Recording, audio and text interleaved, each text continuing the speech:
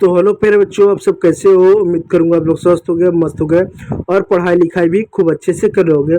जैसा कि आप जानते हो, जो क्लास आपका 10 है उसमें अध्याय 5 है, एक चैप्टर है जिसका नाम है जय प्रक्रम। तो बच्चों, आज के इस वीडियो में हम जय प्रक्रम को पढ़ने वाले हैं। बहुत सारे बच्चों का सवाल होगा कि सर जय प्रक्रम क्या होता है, जय प्रक्रम किसे कहते हैं और ये पढ़ना क्यों है। तो बच्चों देखो, जय प्रक्रम क्या होता है। जय प्रक्रम का मतलब होता है कि इस पृथ्वी पर जितने भी प्राणी हैं, जैसे गाय, भैंस, इंसान, चींटी, कुत्ता, बिलार, जितने भी जीवित प्राणी हैं, उनको जीवित रहने के लिए अनेक आवश्यक क्रियाएं क्या करना पड़ता है। उनको जिंदा रहने के लिए बहुत सारे आवश्यक क्रियाएं लगातार करनी पड़ती है। इन्हीं आवश्यक क्रियाओं को हम क्या बोलते हैं, जय प्रक्रम बोलते हैं। जैसे मान लो एक इंसान है, अगर जिंदा रहता है तो क्या करता है, सांस लेता है, उसका जो हार्ट है वो धड़कता रहता है, भोजन करता है, वो शौचालय जाता है। इस तरह का काम करेगा ना। कोई आदमी कुछ भी नहीं करेगा तो भी सांस लेगा, खाना खाएगा, पानी पिएगा, शौचालय जाएगा। तो इस तरह की क्रिया करेगा ना। तो क्या भैंस नहीं करेगा, क्या एक चींटी नहीं करेगा, क्या एक पेड़ नहीं करता। जितना भी जीव जंतु होता है, जीवित प्राणी होते हैं, हम एक तरीके से कह लें जितना भी जीवित प्राणी, प्राणी मतलब हम पेड़ पौधों की बात नहीं करते हैं, इंसानों, गाय, भैंस, बकरी, कीड़े मकोड़ों की बात करते हैं। तो जितना भी जीवित प्राणी होता है, उनको जीवित रहने के लिए कुछ आवश्यक क्रिया करना, जैसे भोजन करना, शौचालय जाना, पानी पीना, नींद लेना, सांस लेना, इस सब का काम करना पड़ता है ना। तो इन्हीं आवश्यक क्रियाओं को हम बोलते हैं जैव प्रक्रम, अंग्रेजी में बोलते हैं लाइफ प्रोसेस। ठीक है, चलिए आगे देखते हैं। यदि ये जय प्रक्रम रुक जाए तो जीव कुछ समय बाद जीवित रहेगा। यानी अगर जीव जो है, अगर सांस लेना बंद कर दे, भोजन खाना बंद कर दे, या भोजन का वो शौचालय ना जाए, इस तरह की चीजें करना बंद कर दे, तो एक समय बाद क्या हुआ, वो जीवित नहीं रह पाएगा। जय प्रक्रमों का मुख्य उद्देश्य शरीर रख रखाव करना, यानी शरीर का रख रखाव करना होता है। मतलब आप जो जय प्रक्रम जो चीजें करो, वो शरीर से रख रखाव होगा, शरीर की वृद्धि होता है, जीवन का संरक्षण करना क्या होता है, जय प्रक्रम का उद्देश्य होता है। अब आगे देखो, सजीवों की पहचान। सभी सजीवों में कुछ सामान्य लक्षण पाए जाते हैं। क्या पाए जाते हैं, जैसे जितने भी जीव जंतु होते हैं वो भोजन ग्रहण करते हैं, शोषण करते हैं, जिससे सांस लेते हैं, वृद्धि करते हैं क्योंकि लंबाई चौड़ाई उड़ाई, पेट निकलना, शरीर बढ़ना, इस तरह का मतलब शरीर में कुछ ना कुछ वृद्धि होती है। उत्सर्जन करते हैं, जैसे आप देख सकते हो पसीना निकलना, एक तरीके से पेशाब होना, शौचालय आना, इस तरह से उत्सर्जन जैसे कुछ काम करते हैं। प्रजनन करते हैं, बच्चों को जन्म देते हैं। तो जितना भी जीवित प्राणी होता है, ये 4-5 काम करेगा, खाना खाएगा, सांस लेगा, वृद्धि करेगा, उत्सर्जन करेगा, प्रजनन करेगा, ये सब काम करता है। कौन करता है, सजीवों का पहचान है। अब देखो, जितने भी सजीव होते हैं, सजीवों की कोशिका में निरंतर रासायनिक क्रिया होती है। यानी जितने भी सजीव होते हैं, जीव जंतु प्राणी होते हैं, उनके कोशिकाओं में रासायनिक क्या होता है, क्रियाएं होती हैं। यही आंतरिक गतिविधियां उन्हें निर्जीव से वस्तुओं से अलग बनाती है। और यही क्या, ये सारी गतिविधियां, सांस लेना, शोषण करना, उत्सर्जन करना, प्रजनन करना, ये सारी चीजें क्या, जो मुर्दा चीज है, जैसे पहाड़ हो गया, नदी हो गया, इनसे अलग बनाते हैं। पहाड़ है, उसकी भी हाइट देखो हर सेंटीमीटर बढ़ती रहती है, लेकिन क्या पहाड़ बच्चे को जन्म देता है, नहीं देता है। क्या सांस लेता है, नहीं देता है। ठीक है, इस तरह की चीजें। चलो अब पढ़ते हैं जय प्रक्रम की आवश्यकता क्यों है। यानी जो जय प्रक्रम है उसकी आवश्यकता क्यों है, क्यों पढ़े। देखो, शरीर की कोशिकाएं निरंतर कार्य करती हैं। ठीक है, इन कार्यों के लिए ऊर्जा की आवश्यकता होती है। यानी जो शरीर की जो कोशिका होती है, आपको मानना कि हमारे जो हाथ है, पैर है, पीठ है, लीवर है, किडनी है, फेफड़ा है, गुर्दा है, जो कुछ भी है, किससे बना है, कोशिका से बना है। क्या आपका आँख कोशिका से नहीं बना, अरे बना है, आँख कोशिका से बना, तो आँख क्या करता है, देखने का काम करता है। तो जो भी हमारे शरीर है वो कोशिका से बना है। तो कोशिका जब कार्य करती है तो उसको ऊर्जा की आवश्यकता होती है। तो ऊर्जा हम कहाँ से लेते हैं, तो ऊर्जा का स्रोत होता है भोजन। हम जो खाना खाते हैं, दाल चावल रोटी सब्जी जो भी खाते हो, उससे हमको क्या मिलता है, ऊर्जा मिलता है। तो ऊर्जा भोजन से प्राप्त होती है। भोजन के साथ साथ हम ऑक्सीजन की भी आवश्यकता होती है। भोजन से ऊर्जा प्राप्त की जाती है, तो भोजन से ऑक्सीजन की भी हमको आवश्यकता होती है। ठीक है, अब देखो जय प्रक्रम क्या है। अनुरक्षण, पहला समझो, अनुरक्षण। जीवित रहने के लिए शरीर का अनुरक्षण आवश्यक है। शरीर की टूट-फूट मरम्मत होती रहती है, नई कोशिकाएं बनती रहती है तथा पुरानी कोशिकाएं नष्ट होती रहती हैं।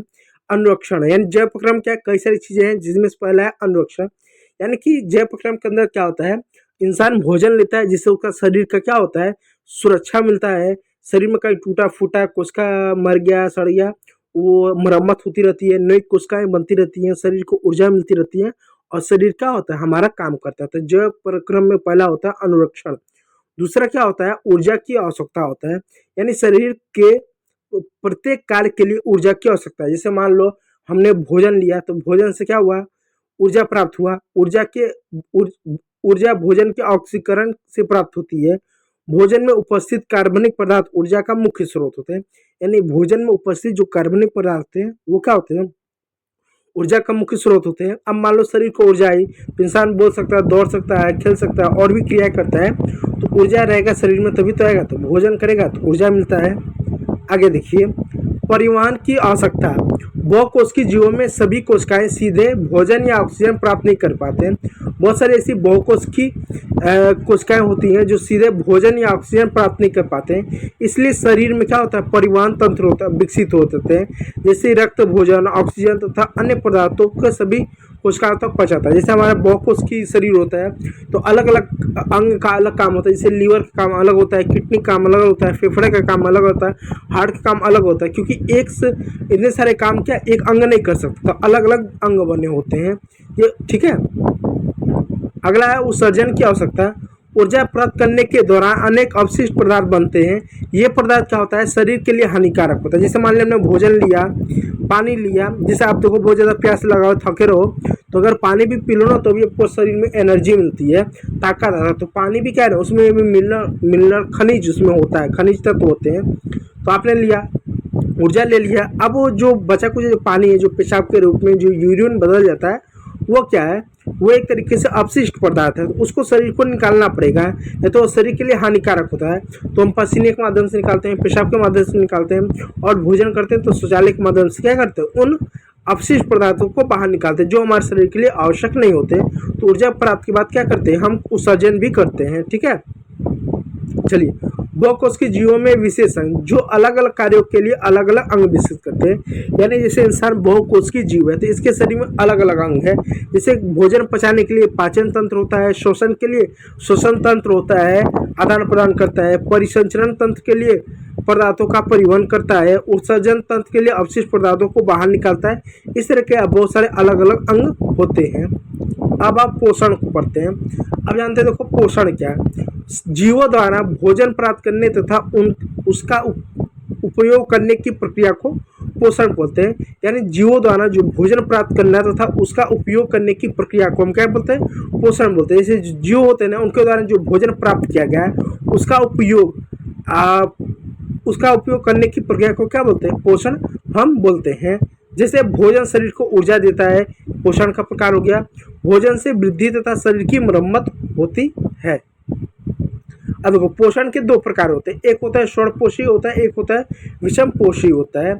आगे देखिए प्यारे बच्चों, स्वपोषी क्या होता है, स्वपोषी जीव किसे कहते हैं, हरे पौधे अपना भोजन स्वयं बनाते हैं।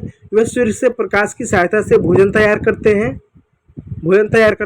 जैसे प्रकाश, अब देखो यहाँ पर इसको समझो, स्वपोषी क्या होता है, वो क्या करते हैं, हरे पेड़ पौधे स्वयं अपना भोजन तैयार करते हैं। जैसे पेड़ हुआ, पौधा हुआ, घास हुआ, ये अपना भोजन स्वयं तैयार करते हैं। कैसे तैयार करेंगे, जैसे मान लो ये कोई पेड़ है, ये कोई सूर्य है, सूर्य की रोशनी से क्या लेंगे, प्रकाश लेंगे।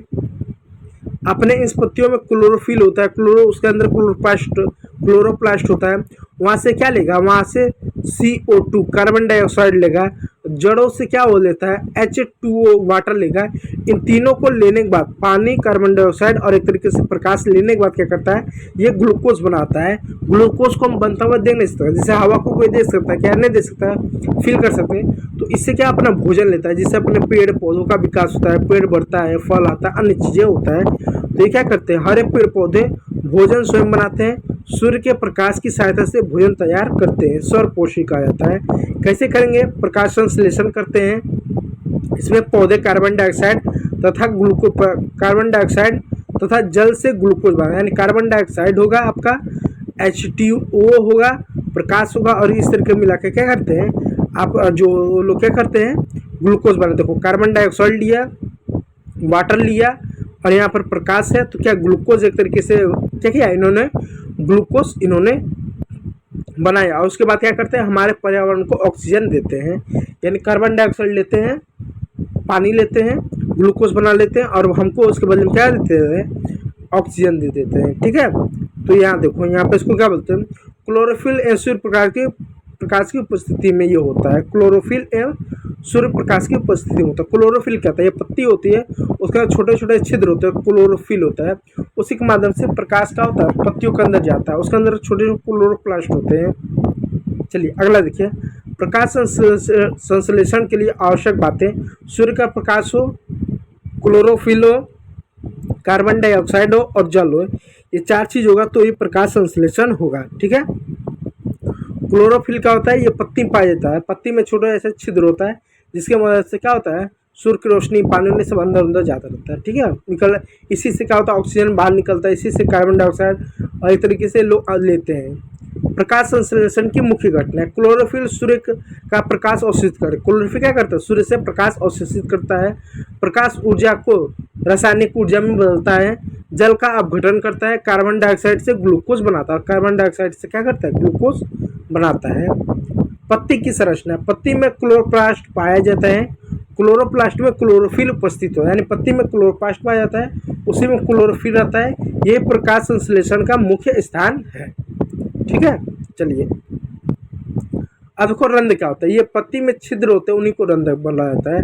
देखो पत्तियों पर छोटे छोटे छिद्र होते हैं जिन्हें रंध्र कहते हैं, इन्हीं के द्वारा कार्बन डाइऑक्साइड अंदर जाती है, यानी पत्ती होता है ना, उसमें छोटे छोटे रंध्र होते हैं, छेद, इन्हीं द्वारा कार्बन डाइऑक्साइड अंदर जाती है और ऑक्सीजन जलवाष्प बाहर निकलता है, और जो ऑक्सीजन होता है और जो जलवाष्प होता है वो बाहर निकालते हैं, किसके माध्यम से, पत्तियों के अंदर जो छिद्र होता है, जो रंध्र होता है, रंध्रों का खुलना और बंद होना रक्षक कोशिकाओं द्वारा नियंत्रित होता है, इस बात को याद रखिएगा। तो रंध्र के माध्यम से क्या होता है, और जलवाष्प अंदर और बाहर होता है। क्रियाकलाप देखो, पत्ती में स्टार्च की जांच करें, आयोडीन द्वारा की जाती है, जो पत्ती होता है उसमें एक स्टार्च पाया जाता है। ठीक है, अब इसकी जांच करें, क्या करें, आयोडीन द्वारा की जाती है। पहले पत्ती को उबालें, कोई भी पत्ती ले लो पेड़ पौधे का, उसको उबालो, उसमें अल्कोहल में रखकर हरित लवण हटा दिया जाता है, उबाल लो, निकाल लो, उसके बाद जो शराब होता है उसमें डाल दो, तो कुछ समय बाद हरित लवण क्या होगा, वो हट जाएगा। उसके बाद आयोडीन डालने पर नीला काला रंग बनने से स्टार्च की उपस्थिति आपको दिखेगा। फिर उसके बाद क्या होगा, वो पत्ती का नीला काला आपको देखने को मिलेगा, तो आपको स्टार्च देखने को मिलेगा। ठीक है, इस बात को याद रखिएगा। अगला देखिए, क्रियाकलाप 2, इस प्रयोग द्वारा सिद्ध किया जाता है कि प्रकाश संश्लेषण के लिए कार्बन डाइऑक्साइड आवश्यक है। जिन पौधों को कार्बन डाइऑक्साइड नहीं मिलती है उसमें स्टार्च नहीं बनता है। स्टार्च एक तरीके से शर्करा होता है जो ग्लूकोज बनाने में मदद करता है। ठीक है, इस बात को याद रखिएगा। अगला देखिए, विषमपोषी पोषण, विषमपोषी जीव में होता है, ये अपना भोजन स्वयं बनाते हैं, जैसे भोजन के लिए दूसरे जीव पर निर्भर होते हैं। जैसे इंसान होता है अपना भोजन खुद नहीं बनाता है, ये अपना भोजन दूसरे जीव पर निर्भर होता है।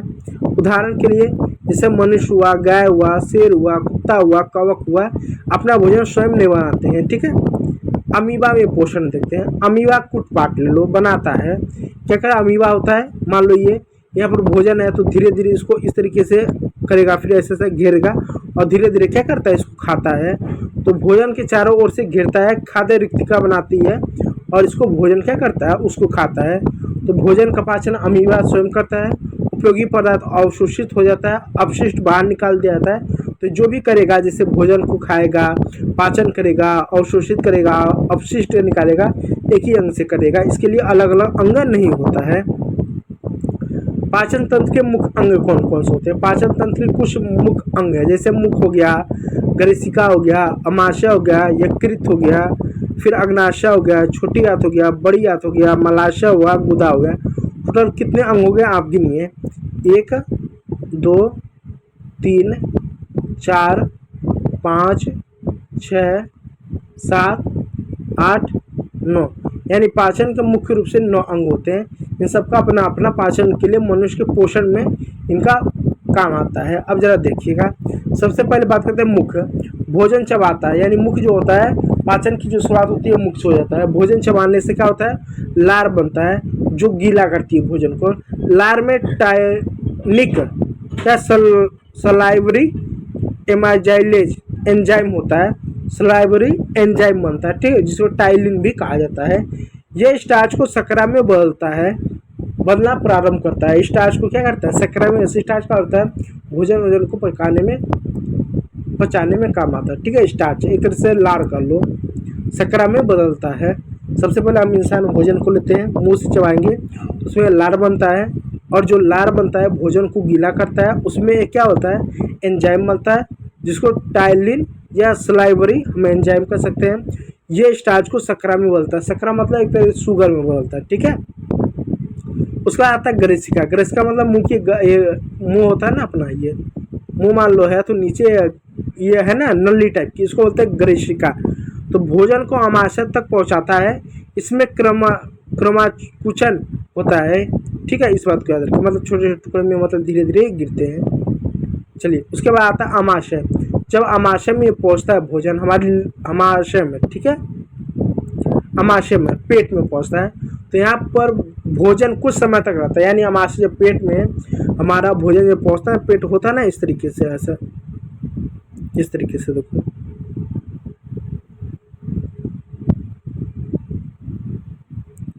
ऐसा होता है ना पेट इस तरीके से। अमाशय, जब अमाशय में पहुंचता है तो यहाँ पर हाइड्रोक्लोरिन अम्ल HCl होता है जो रोगाणुओं को नष्ट करता है। यानी मतलब भोजन से कुछ बैक्टीरिया कुछ रोगाणु आ जाते हैं उनको नष्ट करता है। पेप्सिन प्रोटीन का पाचन प्रारंभ करता है। इसमें क्या था, पेप्सिन नाम का प्रोटीन निकालता है जो भोजन को पचाता है।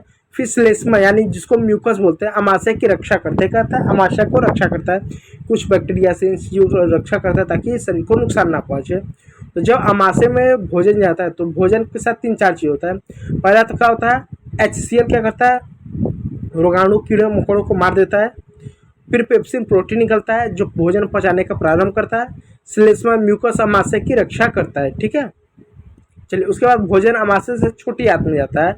पाचन का मुख्य स्थान छोटी आंत है। यकृत से पित्त रस निकलता है, यानी जो यकृत होता है, जो लीवर होता है, उसमें से एक रस निकलता है जिसको बोलते हैं पित्त रस। अग्नाशय से पाचन एंजाइम मिलते हैं।